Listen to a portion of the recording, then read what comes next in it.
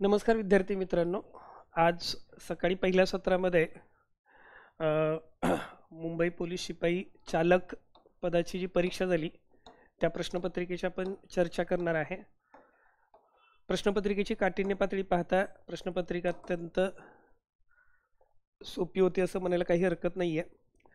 फक्त प्रश्न सोडवत असताना जर काळजीपूर्वक लक्ष दिलं तर अगदी मॅथ्स सारख्या विषयामध्ये पैकीच्या पैकी गुण मिळू शकतात. आता आपण पहिल्यांदा मॅथ्सचे जे 20 प्रश्न आहेत ते सोडवून घेणार आहोत.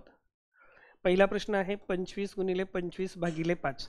तर साहजिकच बॉडमासवर आहे. तर पहिल्यांदा तुम्हाला डिव्हिजन करावी लागेल. म्हणजेच 25 भागिले 5 हा भागाकार 5 येईल. 25 गुणिले 5 125 हे उत्तर असेल. 41 व 42 यांचा लसावी किती असं विचारलं आहे. तर 41 व 42 ह्या क्रमवार नैसर्गिक संख्या आहेत. क्रमवार नैसर्गिक संख्यांचा जो मसावी 1 असतो आणि लसावी हा त्यांच्या गुणाकारा एवढा असतो. मसावी 1 असतो आणि लसावी त्यांच्या गुणाकारा एवढा. 41 आणि 42 यांचा गुणाकार केलात तर तो 1722 येतो. त्यामुळे 1722 हे त्याचं उत्तर असेल. 6, 9, 12 यांचा मसावी किती असं विचारलं आहे. तर 6, 9, 12 यांचा जो सामायिक अवयव आहे जर आपण पाहिलं तर 3 ने तीनही संख्यांना आपल्याला भागता येतं. 3 दुने 6, 3 त्रिक 9, 3 चौक 12. मात्र 2, 3, 4 मध्ये दुसरा कुठलाही सामायिक अवयव नाही. त्यामुळे असं मसावी किती असणार आहे 3.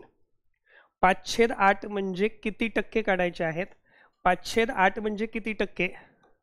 तर साहजिकच या ठिकाणी 5/8 टक्के काढत असताना आपण त्याला 100 ने गुणतो. म्हणजेच 500 भागिले 8 आपल्याला करावे लागतील. 500 भागिले 8 हा भागाकार करत असताना 8 सक 48 बाकी 2 उरेल. वरून 0 घेतले. 8 दुने 16 बाकी 4 उरेल. दशांश चिन्ह दिलं. 8 पंचे 40 62.5% हा पर्याय क्रमांक 2 उत्तर असेल.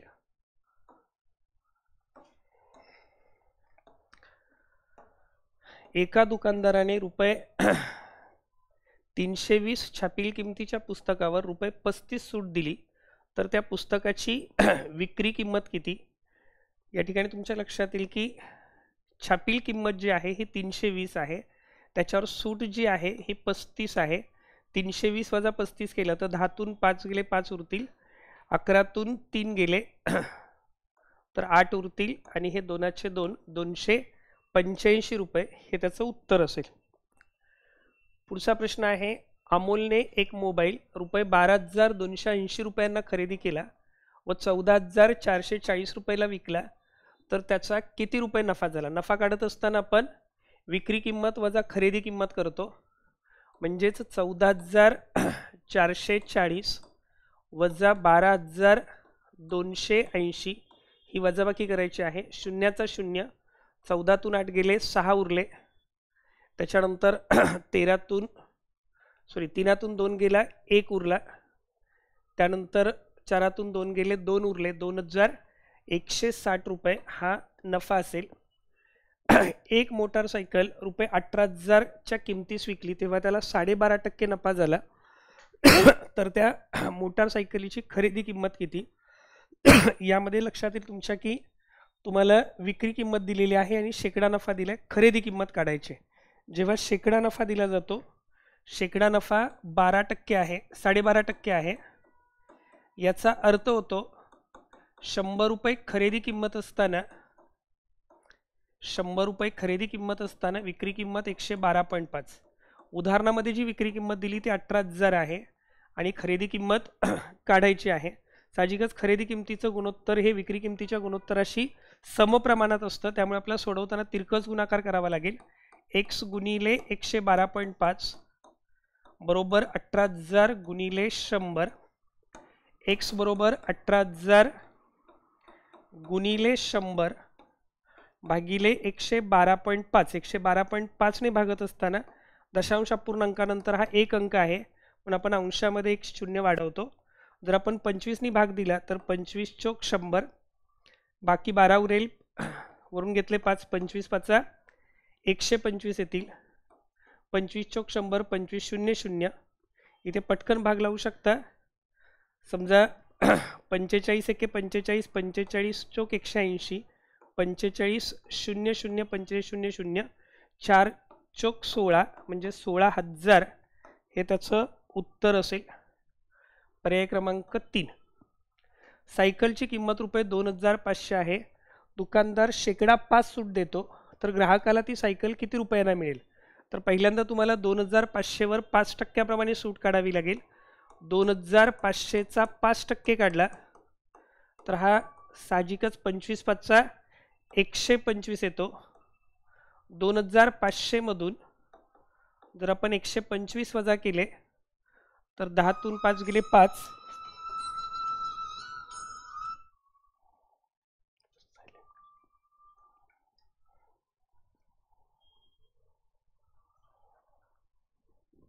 दहातून 5 गेले 5. त्याच्यानंतर 9तून 2 गेले 7.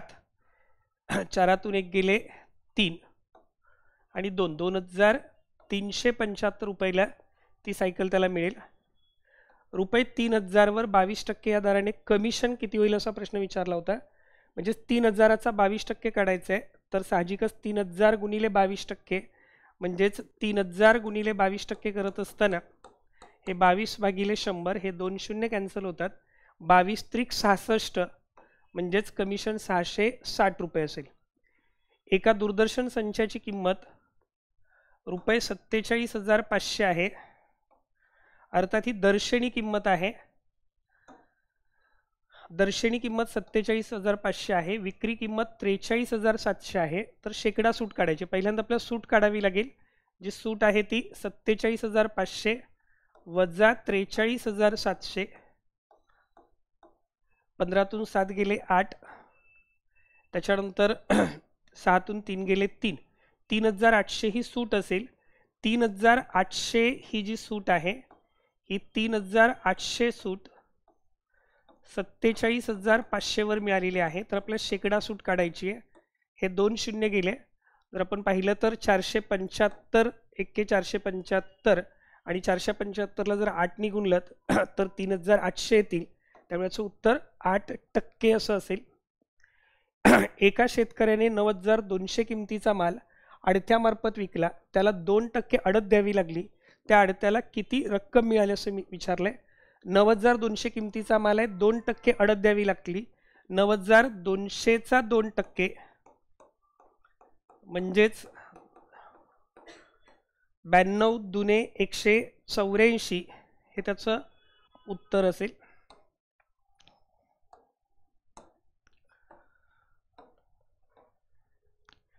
महेशने बँकेत रुपये 2,10,000 5 वर्षासाठी ठेवले.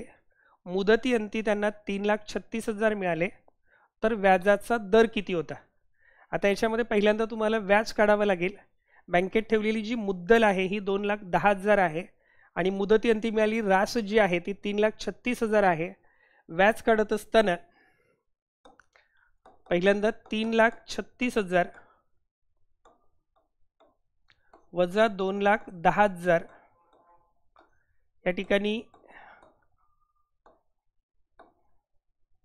1,26,000 हे व्याज असेल. 1,26,000 व्याज जे आहे हे साहजिकच 5 वर्षांसाठी आहे. अगदी आपण तोंडी सोडवायचं झालं तरी आपल्या लक्षात येतं 1,26,000 व्याज जे आहे ते 5 वर्षांसाठी आहे आणि आपल्याला व्याजाचा दर काढायचा आहे. मग यामध्ये जे सूत्र आहे I = PNR/100. व्याज आपलं 1,26,000 आहे. पी जे मुद्दल आहे हे 2,10,000 आहे. एन मुदत 5 आहे. आर व्याजाचा दर काढायचा आहे भागिले 100. हे 2 शून्य जातील. आर ची किंमत काढत असताना तुमच्या लक्षात येईल की 1,26,000 हे जे गुणिले आहे ते तुमचे भागिले होणार आहेत. 2,100 गुणिले 5. इथे हे 2 शून्य जातील. 21 एक्के 21. 21 126. 21 शून्य 0. परत 5 एक्के 5. 12 पंचे 60. त्यामुळे उत्तर 12% एवढं असणार आहे. त्याच्यानंतर एका वर्गातील 40 विद्यार्थ्यांचे सरासरी गुण 320 दिलेत. एकूण गुण काढायचे असेल तर सरासरी गुणिले आपण प्राप्तांकांची संख्या करतो, 320 गुणिले 40, 32 चोक 128 येतील, म्हणजे 12,800 हे उत्तर असेल. 25 45 जर गुणोत्तर काढलं तर 25 आणि 45ला 5नी भाग जातो, 5 एके 5, 5 9 45, म्हणजे 50 हे उत्तर असेल. खुर्ची व टेबल यांच्या किमतीचे गुणोत्तर 3:7 आहे. जर टेबलाची किंमत 441 आहे तर खुर्चीची किंमत किती? यामध्ये आपल्या लक्षात येतं की खुर्ची आणि टेबल यांचं गुणोत्तर 3:7 आहे. टेबलाची किंमत 441 आहे, तर आपल्या खुर्चीची किंमत काढायची आहे. साहजिकच 7x बरोबर 441 गुणिले 3, x बरोबर 441 गुणिले 3 भागिले 7, 7 एक्के 7, 7 सक 42, बाकी उरेल 2, 7 त्रिक 21, 63 गुणिले 3 केलं तर उत्तर 189. खुर्चीची किंमत 189 रुपये असेल. त्यानंतर एका शाळेतील मुली व मुले यांचे गुणोत्तर 4:5 असे आहे. मुलींची संख्या 76 असेल तर मुलांची संख्या किती? तर आपल्या लक्षात येते इथे 4:5 मुलींचा जो वाटा आहे तो 4 भाग आहे, 4 भागाला 76 आहेत. मुलांचा जो आहे तो 5 भाग आहे, तर 5 भागाला किती? तर इथे आपल्या लक्षात येतं की 19 चोक 76, याचा अर्थ 19 पाचा 95, किंवा तिरकस गुणाकार करून आपण नेहमीप्रमाणे सोडवू शकतो. 4x बरोबर 76 गुणिले 5, 76 भागिले 4 19 येतील, 19 पाचा 95 हे त्याचं उत्तर असेल. राजेश व मोहन यांच्या वयाचे गुणोत्तर 4:7 असून राजेशचे वय 32 वर्ष आहे, तर मोहनचे वय किती? या ठिकाणी तुमच्या लक्षात येईल राजेशचं वय जे आहे ते 4×8 32, म्हणजे याचा समान गुणांक जो येतोय तो 8 येतोय. मग 7×8 56, मोहनचं वय किती असणार आहे? 56 वर्ष. राजेश व मोहन यांच्या वयाचं गुणोत्तर, किंवा आपण नेहमीप्रमाणे तिरकस गुणाकाराने करू शकतो. वयाचं गुणोत्तर 4:7 आहे. राजेशचं वय 32 आहे, मोहनचं वय किती? तिरकस गुणाकार केला तरी उत्तर तसंच येईल. 32 भागिले 4 8 येतील, 8 7 56 होतील. आई वडील व मुलगा यांच्या वयाची बेरीज 85 वर्ष आहे. आणखी 3 वर्षांनी बेरीज किती होईल? आणखी 3 वर्षांनी तिघांचं वय 3 वर्ष वाढेल, म्हणजेच 85 अधिक 3 त्रिक 9, बेरीज किती होईल? 94 वर्ष होईल. पुढे आहे 4 मीटर वजा 40 सेंटीमीटर. 1 मीटर बरोबर 100 सेंटीमीटर, त्यामुळे साहजिकच 40 सेंटीमीटर बरोबर 0.4 मीटर येईल. ज्यावेळेला 40 भागिले आपण 100 करतो त्यावेळेला हा 0 जाईल, 0 जाईल, 4/10 म्हणजे 0.4, आणि मग 4 वजा 0.4 केले तर उत्तर हे 3.6 मीटर. पर्याय क्रमांक 1 हे उत्तर असेल.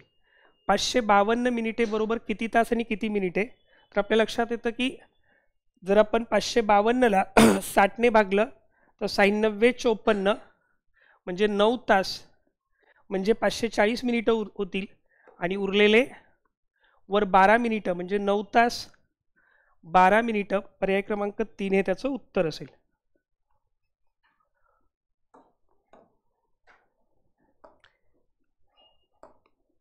याच्यानंतर पुढे 1 बिलियन बरोबर विचारलेलं आहे. 1 billion is equal to 100 crores, त्याच्यामुळे 100 कोटी हे उत्तर असणार आहे. आणि 1 किलोबाईट म्हणजे 1024 बाईट असतो. बायनरी नंबर असल्यामुळे 2च्या घातामध्ये येतात ते, त्यामुळे 1024 बाईट असेल. 1 ते 40 दरम्यान किती मूळ संख्या आहेत असं विचारलंय.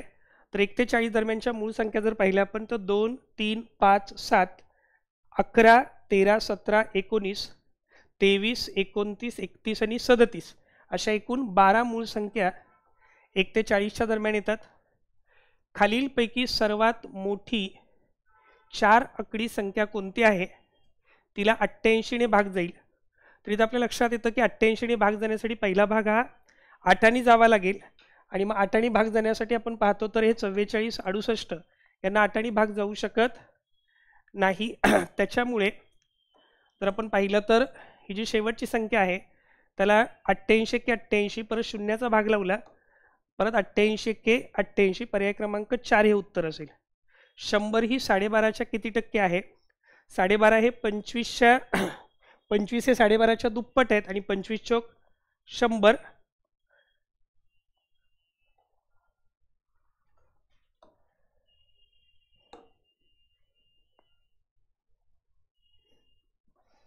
तिथे आठही नाही जात ना. 100 ही 12.5च्या किती पट आहे? तर 12.5च्या 8 पट 100 येईल.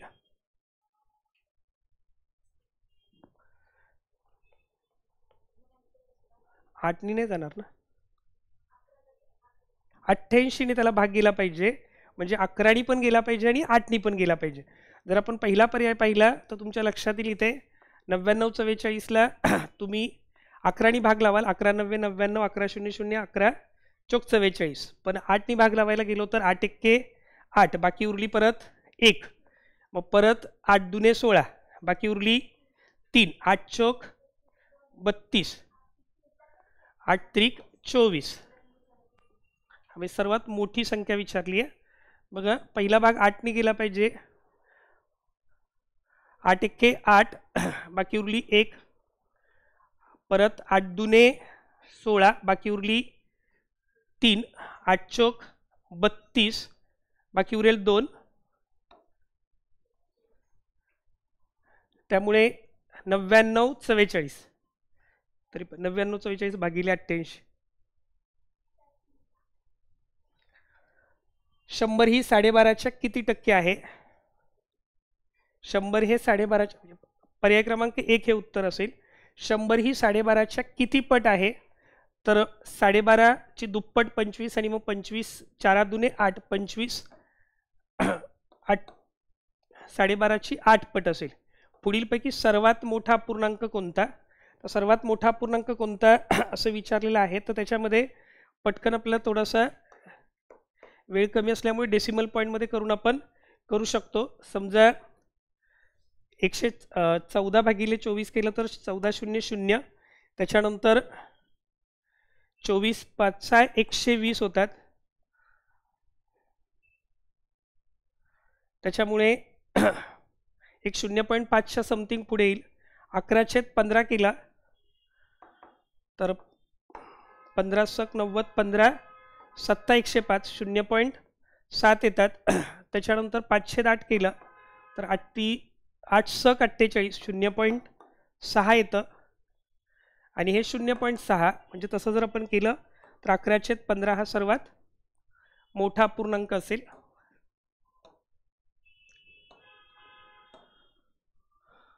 पुढे 235चा वर्ग विचारलाय. 235चा वर्ग करताना आपण पहिला 5चा वर्ग 25 करतो आणि जर 24 गुणिले 23 केलं तर 23 चोक 92, आचार्य 9, 23 दुने 46 आणि 9 55, 552 25, म्हणजेच पर्याय क्रमांक 1 उत्तर असेल.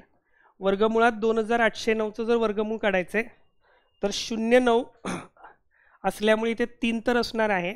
आणि ज्यावेळेला आपण 50च्या पेक्षा मोठ्या संख्यांची बेरीज करतो त्यावेळेला 25 आणि 1 26, परत जर इथे 28 वजा 25 केले तर तुमच्या लक्षात येईल 3 येतं.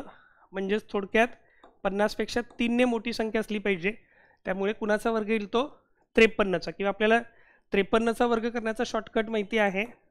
जर 53चा वर्ग करायचा असेल तर आपण साहजिकच काय करतो, 25 मध्ये 3 मिळवतो, 28 आणि 3चा वर्ग 9, त्यामुळे पर्याय क्रमांक 4 हे उत्तर असेल.